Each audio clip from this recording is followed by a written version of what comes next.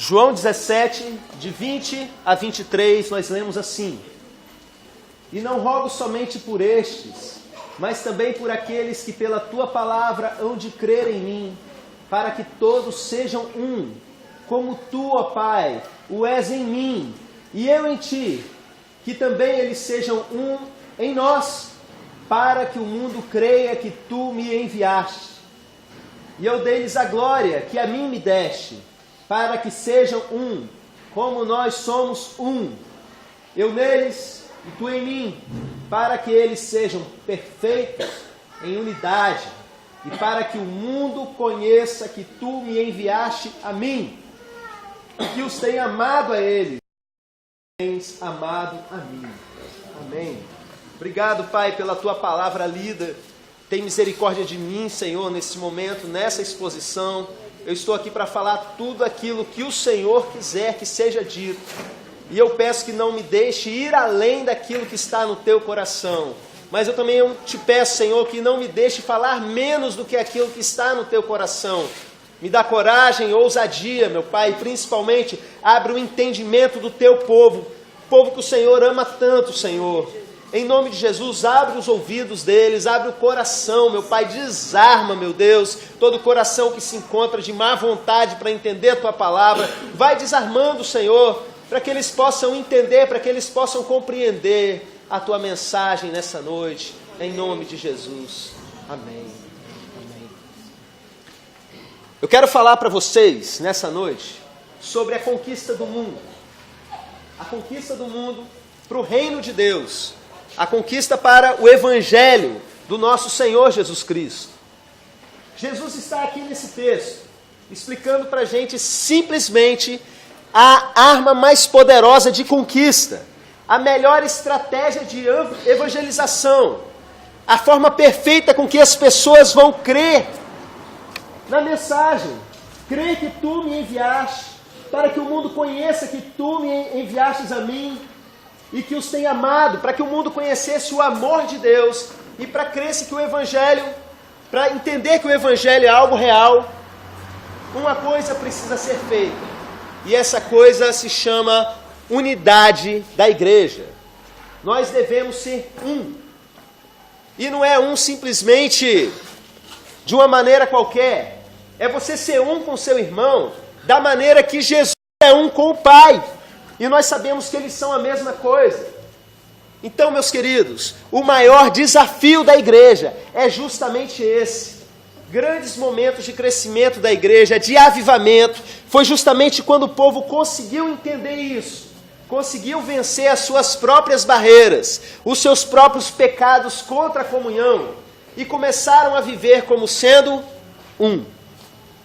Só que, isso está escrito na Bíblia, e nós temos um inimigo, que, como eu disse na semana passada para os irmãos, não é uma alegoria simplesmente, não é algo fruto da imaginação, não é um vocabulário mais simples para as pessoas sem estudo não entender. O nosso inimigo, ele é real. A Bíblia detalha isso para a gente. Ele se opõe contra a obra da igreja. E sabendo que essa ferramenta é a mais poderosa de todos para a conquista do mundo, para a transformação desse mundo, Satanás vai organizar todo o seu exército de principados, potestades, hostes espirituais da maldade, simplesmente para atingir a união dos irmãos. Vamos para um exemplo bem prático. Quem aqui já ouviu falar do avivamento da Rua Azusa? Levanta a mão. Vários irmãos conhecem essa história. É, com certeza, a história de avivamento mais famosa da história recente da igreja. Aconteceu na Rua Azusa, em Los Angeles, nos Estados Unidos, no início do século passado.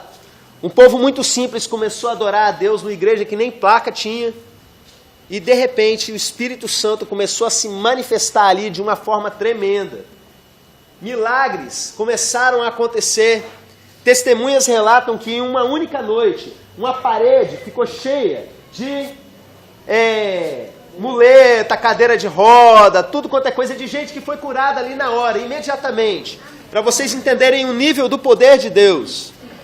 As pessoas vinham para a igreja e começavam a cair um quarteirão de distância. Antes de chegar na igreja já estavam caindo.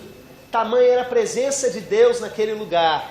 O trabalho foi crescendo espantosamente, até que alguém ouviu Satanás soprar uma coisa no ouvido dele e resolveu dar uma ideia e a galera acatou. Eu vi um documentário, acho que no YouTube mesmo, a respeito dessa situação, e eu vi o maior milagre que tinha ali na Rua Azusa. Não era esse monte de cadeira de roda, esse monte de gente curada, né, de muletas ali abandonadas, o pessoal saindo andando, não era nada disso. O maior milagre que tinha ali eram pessoas brancas e negras convivendo em harmonia num lugar extremamente racista. Num país onde existiam igrejas de gente branca e igreja de gente negra, e eles não se misturavam de jeito nenhum, nem dentro do ônibus. E de repente, uma igreja, estava todo mundo junto, abraçado, cultuando a Deus como sendo um. E aí, levanta um sujeito e fala assim, eu queria dar uma ideia para os irmãos, é que eu penso que os negros podem falar melhor para pessoas negras e os brancos vão evangelizar melhor pessoas brancas. Queridos, acabou o avivamento. Começaram ali várias igrejas a partir daquele movimento, mas aquilo que estava acontecendo ali não voltou a acontecer. O alvo de Satanás é destruir essa unidade que nós podemos ter e devemos ter em Cristo. Pelo sangue de Jesus, nós somos feitos irmãos e nós devemos ser um. Começa a ler lá, desde o capítulo 14 até o 17, você vai vendo como Jesus vai descrevendo que Ele e o Pai é um, e nós devemos ser um, e vai só falando até chegar nesse ponto. É algo fundamental que não pode ser negociado. A vitória da igreja é justamente você conseguir ser um com seu irmão.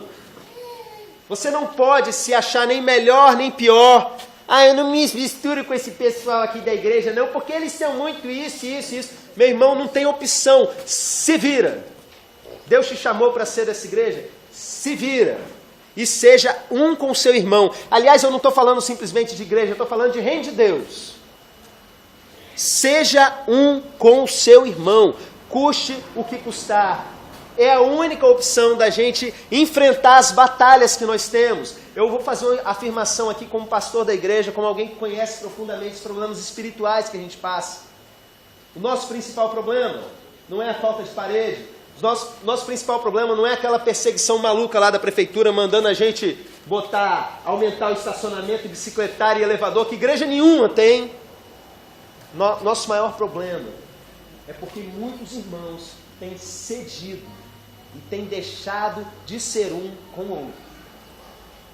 Os irmãos mais antigos dessa igreja já puderam testemunhar no passado, eu pregar mensagens semelhantes a essa, e Deus pôde fazer essa obra de restauração com muito custo. Alguns irmãos foram aprendendo, mas aprenderam. Mas a igreja cresceu, o tempo passou, e isso que acontece hoje acontecia também no Novo Testamento. E o apóstolo Paulo insistia nesse ensino. Jesus falou a respeito disso. E é algo que a gente precisa estar sempre ensinando na igreja, para que isso se torne uma realidade na sua vida. Antes de entrar mais profundamente na mensagem de hoje, eu quero que você se pergunte: você é um com o seu irmão? Você é um com o seu irmão? Você realmente vive em unidade? Ou você tem a sua vida separada, é cada um para um lado, com mágoas e coisas acontecendo? Quando Satanás joga um irmão contra o outro, células acabam, células fecham as portas. Igrejas com projetos grandes não dão um passo à frente, desabam, simplesmente porque os irmãos não conseguiram dar conta de algo básico, algo simples da vida cristã. Você precisa ser um com o seu irmão, você precisa amar o seu irmão para valer. Agora, como que é isso, pastor? Como é que isso funciona? Explica para mim, porque falando assim parece fácil. Eu até mencionei com os irmãos na escola de líderes pela manhã. Se eu vir e pergunta assim, qual a solução para acabar com os crimes do Brasil? Aí alguém levanta a mão e fala, basta todo mundo se amar. É verdade, né? Se todo mundo se amasse, acabava. Mas na prática funciona assim.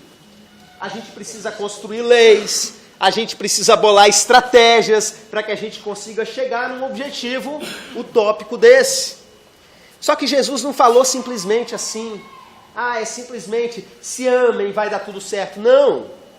Jesus apresentou para a gente uma metodologia. Jesus apresentou para a gente uma receita detalhada de como nós poderíamos conquistar essa tão sonhada união. Meus queridos, se nessa noite você conseguir quebrantar o seu coração a nível de repente de chorar, para fazer os feijõezinhos que eu joguei aqui na igreja semana passada brotarem, para você sair daqui, ao invés de querer dar cadeirada no irmão que te fez mal, você querer dar uma surra de amor no seu irmão, vai começar um avivamento. Se começar em uma pessoa, glória a Deus, vai começar um avivamento em uma pessoa. Mas se começar em 5, vai ser em 5. Se começar num grupo maior, se o maior número de pessoas conseguir entender esses princípios básicos que nós temos aqui a respeito da unidade da igreja, ninguém segura a gente. Satanás não vai conseguir fazer certas coisas que ele está fazendo para nos parar. E o ponto de virada da nossa história vai começar. Amém. Por isso eu quero mostrar 3 coisas que Jesus ensinou para a gente a respeito da vida em comunhão. Primeiramente, aconteceu alguma coisa entre você e seu irmão. A primeira coisa a fazer, Lucas, avança aí para mim, é consertar. Vamos repetir? Consertar. Não tem saída, não tem escolha, você tem que consertar. Você não pode jogar no lixo simplesmente porque quebrou. Seu carro começou a dar defeito, eu duvido que você pegue, vai jogar no lixo, vai comprar outro. Você não faz uma coisa dessa, você vai lá e se preocupa em consertar. Ainda mais algo tão precioso como é a comunhão da igreja. Esse é o texto mais famoso, porque eu tenho ensinado muito há muitos anos, e o pessoal já começa a falar um para o outro. Olha Mateus 18, hein? Olha Mateus 18. Eu escolhi hoje só texto de Mateus, para vocês aprenderem aí, pelo menos na sequência, né? Outros textos importantes de Mateus, que Jesus fala a respeito disso. Vamos ler juntos? Ora, se teu irmão pecar contra ti, vai e repreende-o entre ti e ele só. Se te ouvir, ganhaste a teu irmão. Mas, se não te ouvir, leva ainda contigo 1 ou 2, para que pela boca de 2 ou 3 testemunhas toda a palavra seja confirmada. E se não as escutar, dize-o à igreja. E se também não escutar a igreja, considera-o como gentil e publicano. Esse é o texto que a gente vai analisar para entender o que é consertar. Todo mundo passa por isso. Todo mundo chega na igreja, tem uma história a respeito de alguma mágoa que alguém fez com ele. Muitas pessoas perdem a guerra. Satanás tem vitória sobre a vida delas, porque ao invés de consertar, elas dão linha. Toda vez que um crente sai da igreja por causa de problema, na verdade o que ele fez, né? Estou falando nesse sentido, de relacionamento. Não estou falando, por exemplo, a igreja entrou em desvio doutrinário, qualquer coisa desse tipo, não. A igreja parou de seguir a Bíblia. Estou falando em termos de comunhão. De gente que foi ferida, fulano virou a cara para mim, que não sei o quê. Toda vez que isso acontece e a pessoa sai, Satanás teve vantagem, ganhou a guerra na vida dessa pessoa. Porque essa pessoa, se estivesse em unidade, sarada, tratada, consertando os relacionamentos, ela estaria ganhando um monte de gente para Jesus.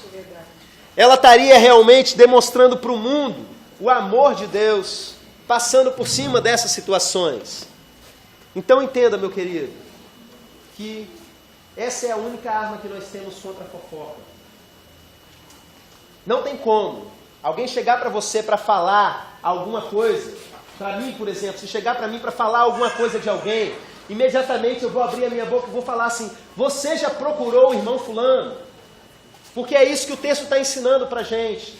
Que você deve procurar a pessoa. Não deve procurar os seus amigos para desabafar. Não deve procurar a pessoa.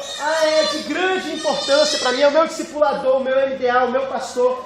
Alguém fez alguma coisa contra você? Você precisa procurar essa pessoa. O que passa disso se chama fofoca.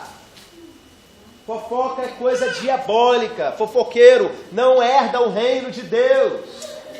Não existe fofoca santa. Não existe fofoca bem intencionada. E não é você mudando o nome daquilo que você faz que vai deixar de ser fofoca. Não estou fofocando não. Só estou falando aqui com o irmão fulano. É fofoca, meu querido. Você devia ter ido procurar o seu irmão e não foi. Avança aí para mim, Lucas. Eu circulei ali uma parte fundamental desse versículo que fala do objetivo dessa conversa que você vai ter com seu irmão.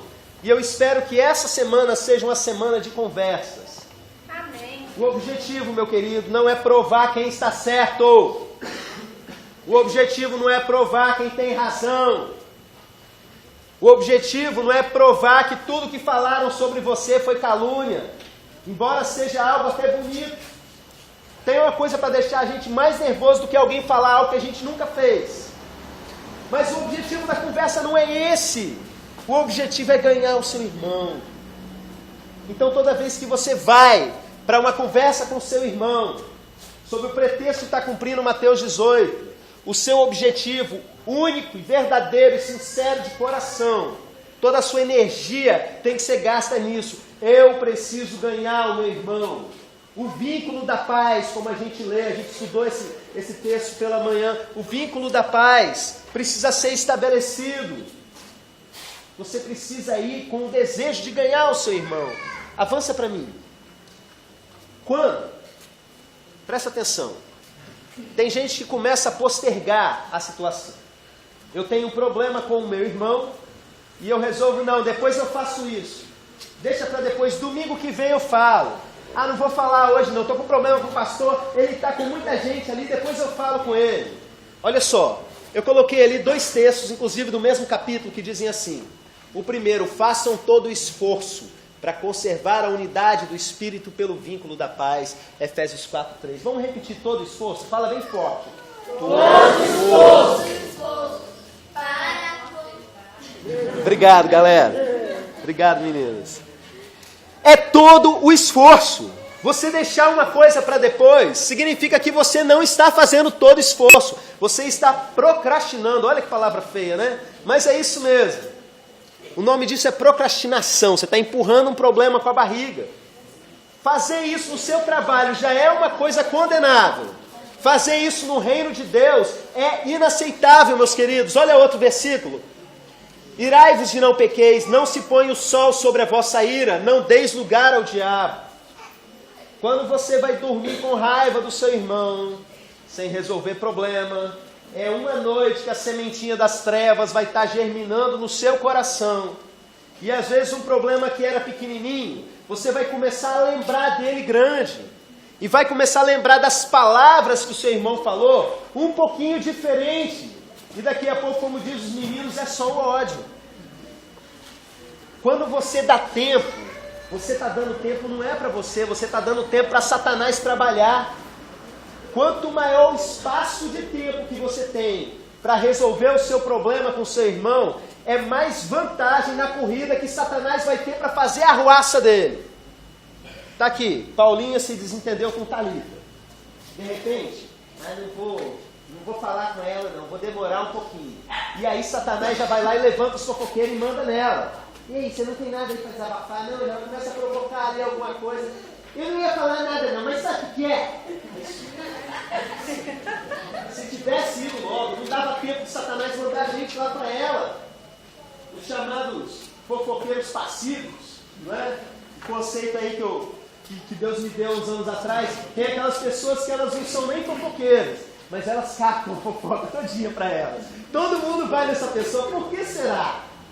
O fumante passivo é aquele que não fuma, mas trabalha do lado de quem fuma e morre de câncer do mesmo jeito. O fofoqueiro passivo está em pecado diante de Deus do mesmo jeito, captador de fofoca. Só existe porque tem alguém que fala a respeito.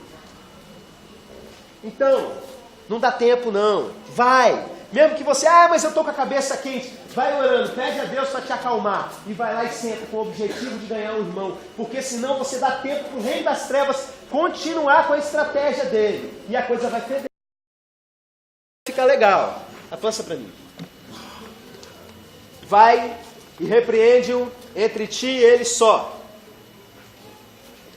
Se te ouvir, ganhaste o teu irmão. Repitam esse texto, leiam aí.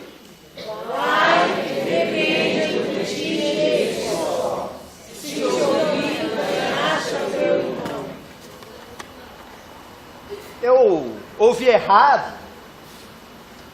Parece que não tinha Facebook ali, não? Tem Facebook ali, meninas? Tem Facebook ali? Não tem indiretas do Facebook ali também, não? Lê de novo, que eu estou na dúvida. Vai lá, lê de novo. Vamos lá?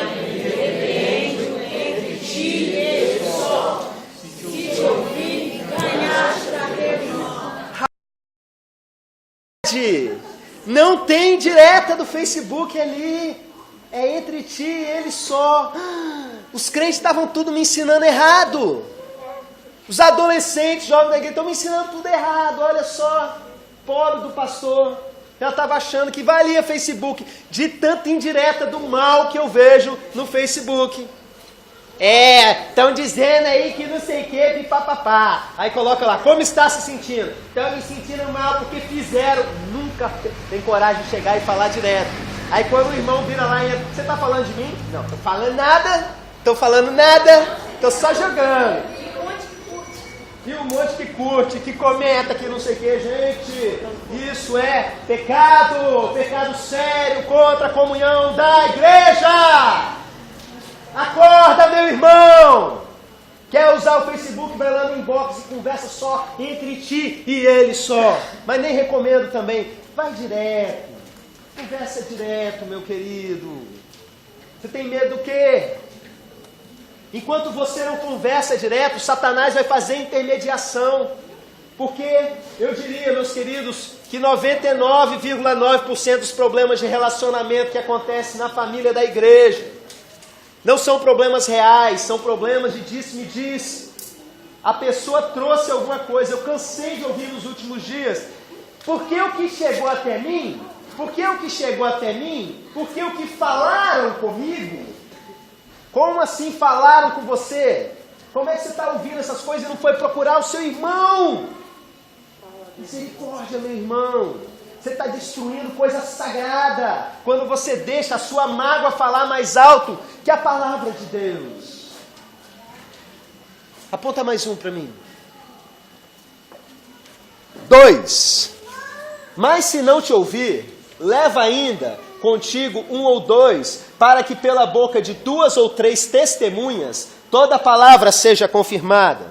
Algumas pessoas querem se apegar nesse texto para justificar, levar para 2 ou 3 testemunhas, ou para fazer isso na frente de outras pessoas. Eu tenho visto isso acontecer também ao longo dos anos. Deixa eu te falar, quem gosta aqui do quibe, da tia Jerusa, que é vendida aqui na cantina, levanta a mão. Quando começa aquele cheirinho de quibe vindo, então, né? Esse quibe, ela tem uma receita, eu não conheço qual é, mesmo que eu não preciso, ela é minha sogra, quando eu quero eu peço, né? Ela vai fazer para mim. Mas esse quibe, ele tem uma receita. E a receita, ela tem uma sequência de procedimentos. Imagina você, se eu dou lá a receita desse quibe, misture os ingredientes, amasse bem, coloque o quibe no formato direitinho, jogue na gordura quente. Aí você vai lá, eu não vou seguir essa sequência aqui não, deixa eu pegar, joga na gordura quente, agora vai lá e mistura os ingredientes. Mete a mão e bota os ingredientes no formato do quibe. Vai lá, meu irmão. Quero ver se tu é homem mesmo. Joga todos os ingredientes lá e mete a mão e tenta juntar. Não vai dar certo, você vai se queimar, vai ser um acidente terrível. Não faz isso não, tá? Misericórdia. É bom explicar, de repente tem alguém aqui meio doidão, resolve experimentar. O pastor falou, é revelação, né? Deixa eu ir lá. Faz isso não. Olha só. Não faz uma coisa dessa. E também não inverte a sequência do que Jesus ensinou. Você sabe quando que você deve chegar e chamar testemunha naquela conversa que você vai ter? É quando a primeira vez foi feita direito. Você foi ao teu irmão entre ti e ele só. E aí ele não aceitou. Ele estava em pecado e resolveu não continuar dessa maneira. E aí o que acontece? Aí você vai. Da mesma maneira, o objetivo tem que ser o mesmo, é ganhar o seu irmão. Não é ir lá para expor o seu irmão. Eu trouxe uma galera aqui para todo mundo ver como é que você é um safado mesmo. Não, eu trouxe eles aqui para eles me ajudarem a falar com você. Muda, meu irmão. Volta para a comunhão. O que você está fazendo é pecado. É para você ganhar o seu irmão. E aí tem a terceira, vai lá. E se não as escutar, dize-o à igreja. Se também não escutar a igreja, considera-o como gentio e publicano. Tem gente que pensa que considerar a pessoa como gentio e publicano é virar a cara para essa pessoa. Também não falo mais. Nem a igreja inteira ela aceitou. Foi excluída da igreja também, ó. Como é que é? Corta aqui. Estou de mal. Não falo mal. Mas como é que Jesus tratou o gentio e o publicano? Jesus ia comer na casa do publicano. Está entendendo? Você vai considerar a pessoa não crente, significa que aí sim é que você tem que ganhar essa pessoa para Jesus. Não tem opção. O cara fez, dá tudo errado. Ainda assim é amor. Você vai continuar amando. Pastor, e não tem um quarto ponto aí que é pega a cadeira e joga na cabeça? Não tem, meu irmão. Não tem, acaba aqui no 3. Não tem saída. Você ama, e quando não tem mais jeito de amar, você ama outra vez. Você considera a pessoa como gentil e publicano. É não crente. Com não crente, o que eu faço? Eu prego o evangelho. Isso tudo foi o consertar, tá, meus irmãos? Mas não para por aí não. Avança aí, Lucas. Vamos ler juntos? Vamos lá? Não julgueis para que não seja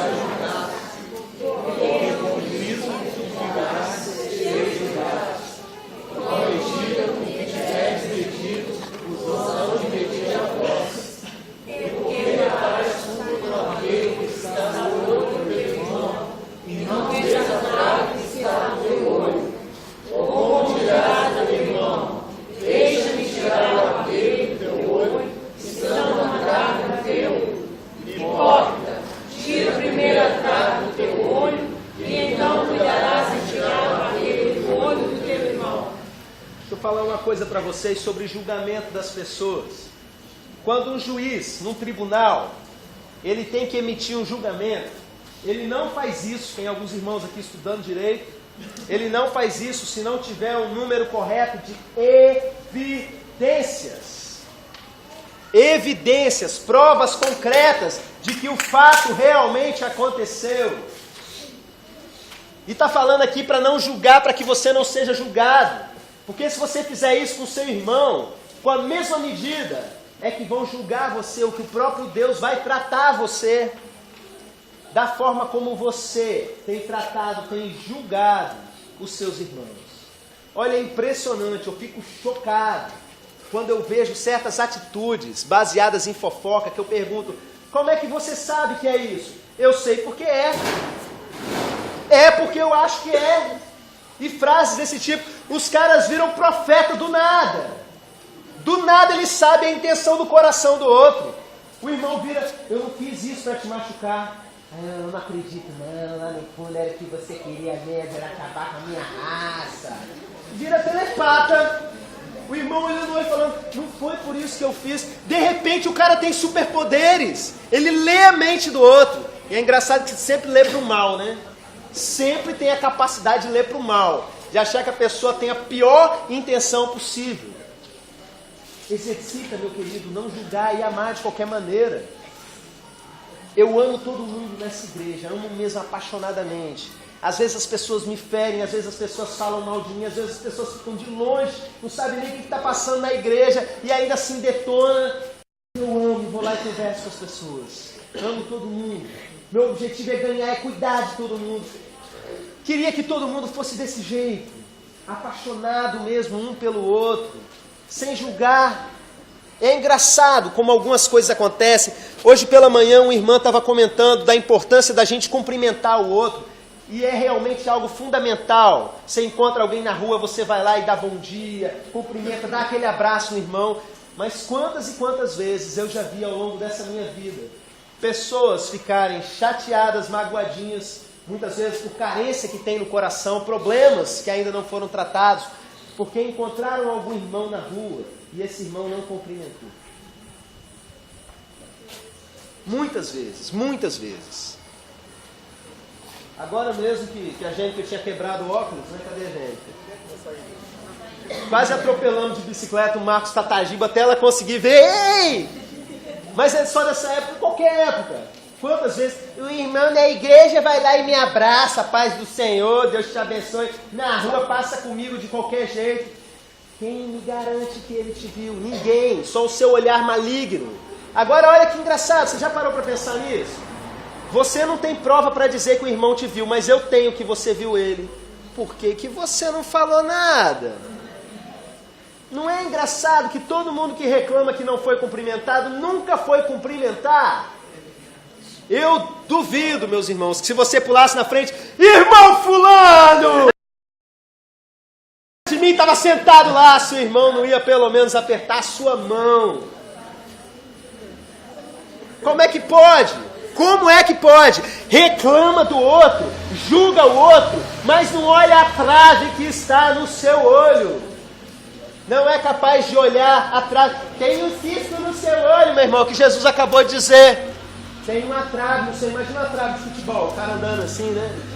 Rapaz, tem um cisco no seu olho aí. É isso que as pessoas ficam fazendo, a julgar o tempo todo o seu irmão. Aí vai lá e senta no banco da igreja. Não vou cantar hoje não, porque esse André aí, eu não acho que ele tá certo não. Eu acho que é machismo danado, né? Eu acho que ele faz isso, faz aquilo, outro e blá, blá, blá. Você acha que ele está em pecado? Por que que você não foi cumprir Mateus 18 e conversar entre ti e ele só? O seu pecado é mais cheiroso que o dele. Está criticando, está apontando o dedo para o irmão. E não entende que você não está cumprindo a palavra de Deus. Olha para você. Para de olhar para o cisco do olho do irmão. Olha para você. Para de julgar o seu irmão. Olha para você. O que você está fazendo pela comunhão da igreja? Quantas vezes você foi levar para terceiros, mesmo dentro da sua própria casa?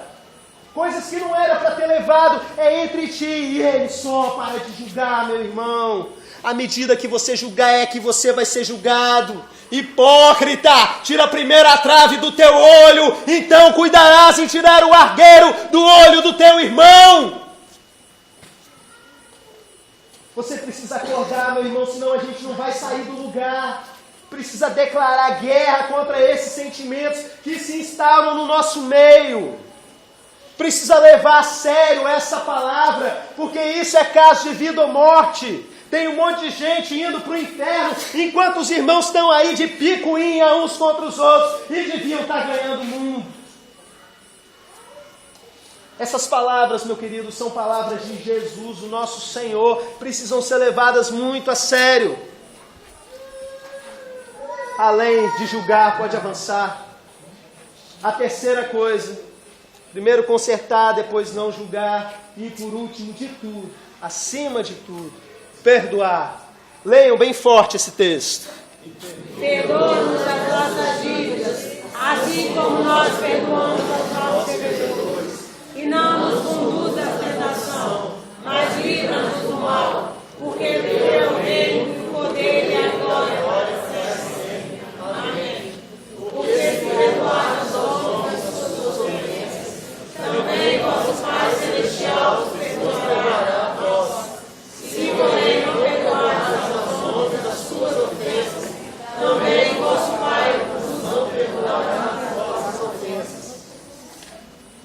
Queridos, o perdão, ele não é uma opção que você faz se você tiver com vontade. Ele não é algo que você faz se você tiver com disposição, se você acordou de bom humor. Essa é a oração que Jesus ensinou, a famosa oração do Pai Nosso, que é uma oração do todo dia, que você pede pela comida do dia, e você vira para Deus e fala, assim como o Senhor me perdoa, Senhor, assim como eu perdoo o meu irmão. Significa que se você não perdoar o seu irmão, Deus não está perdoando você. Gente, isso é coisa muito séria. Isso é coisa muito séria. Pastor, eu não consigo perdoar o meu irmão. Se vira. Você não tem a outra opção.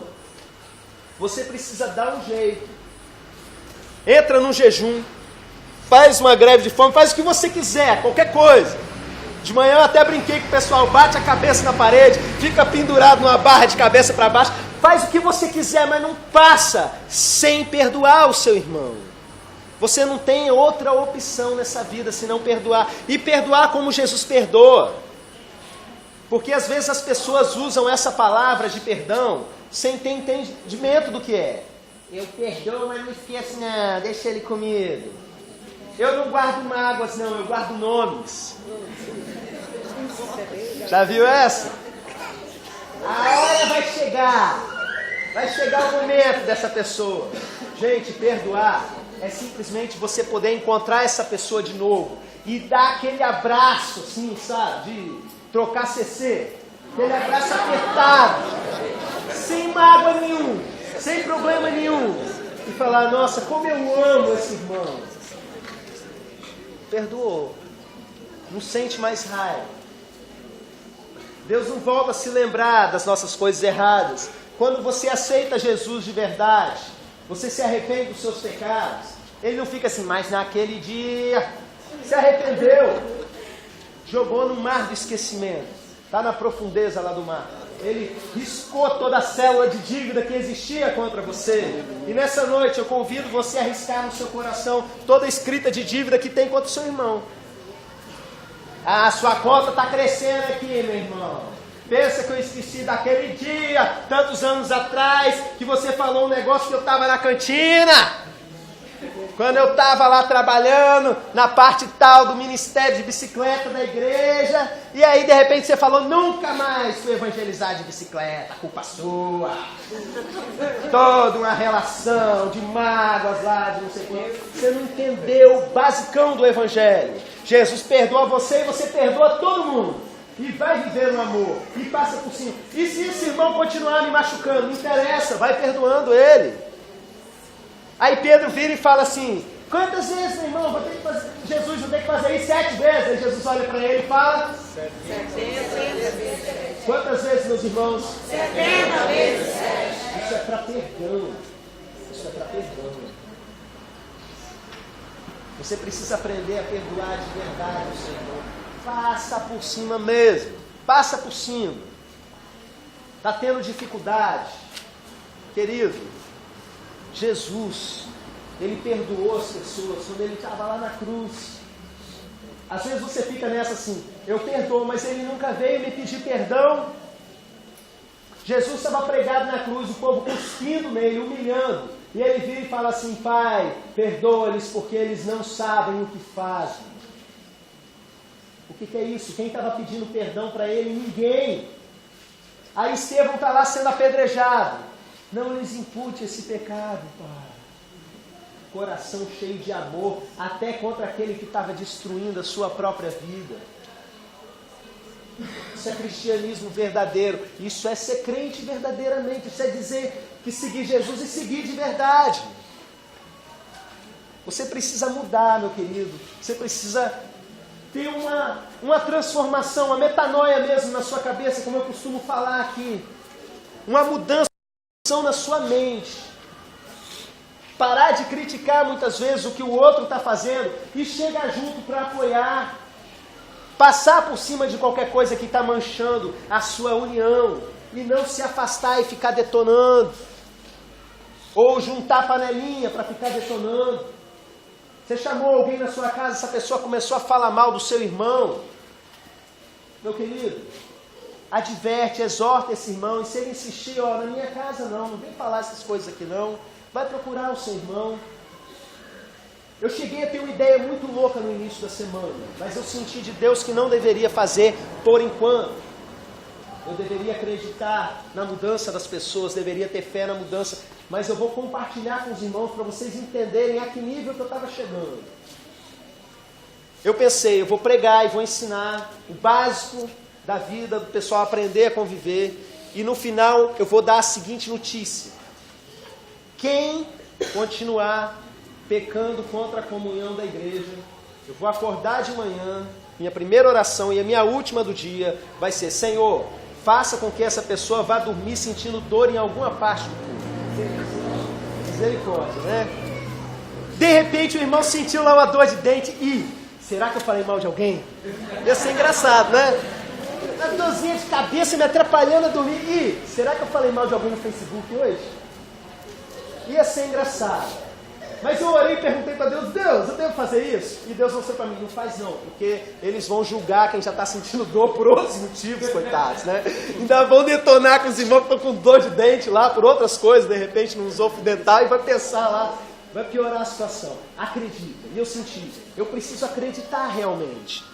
Eu preciso acreditar que você vai mudar, meu irmão. Eu preciso acreditar que você vai botar isso em prática. Que você vai amar e vai amar. E se você não mudar, eu vou continuar pregando para você. Eu vou continuar falando para você. Ana, Mateus 18, de novo. Ano após ano. Porque os apóstolos continuaram fazendo isso, ensinando. Amor, amor, amor. Ame, ame, ame acima de tudo. Quem recebeu essa palavra como sendo... se coloca de pé nesse momento.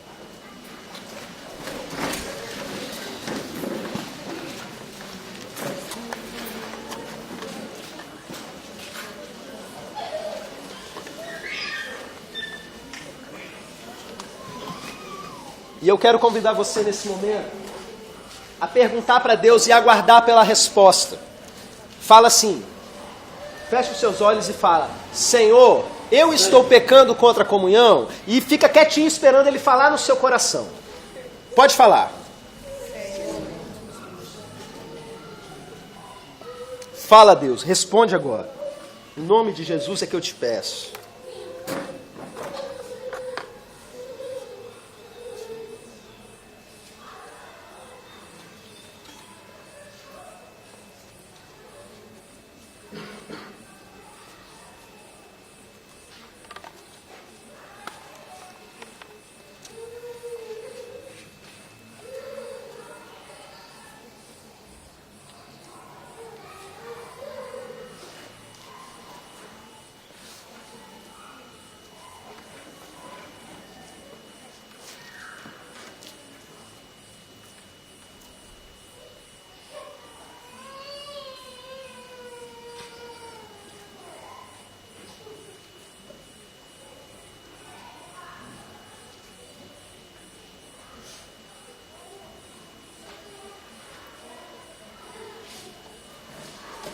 Você que Deus mostrou para você que precisa procurar alguém para acertar ponteiros no decorrer da semana e que acha que vai precisar de força para isso. Eu quero orar pela sua vida. Eu peço que a igreja continue de olhos fechados. Eu não vou chamar ninguém aqui à frente nessa noite. Nossa frente está pequena. Mas eu vou convidar você para levantar a sua mão de onde você estiver, que eu vou orar pela sua vida. Feche o olho para ninguém ficar olhando para ninguém nesse momento. Do seu lugar. Se manifeste levantando a mão, que eu vou orar por esse encontro que você vai ter.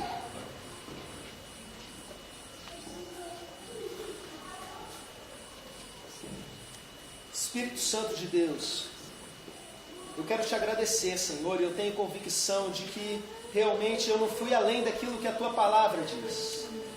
E eu entendo que o Senhor falou, o Senhor ministrou, e eu peço nesse momento que o Senhor dê força para cada um. Porque o que eles vão fazer é algo segundo a Tua vontade, e eu sei que não é fácil. Se tem uma coisa que eu sei é isso, Pai. Eu sei que é difícil, mas não deixa que nenhum deles possa retroceder. Em nome de Jesus, que nenhum deles volte para trás, mas que eles vão ter essa conversa, que o Senhor esteja no meio, e que eles possam ganhar o irmão, que seja reatado o laço de amizade, de amor, meu Pai. Em nome de Jesus. E pelo restante da igreja, eu peço força, Senhor, para a gente viver isso de verdade. Amém. Viver essa comunhão.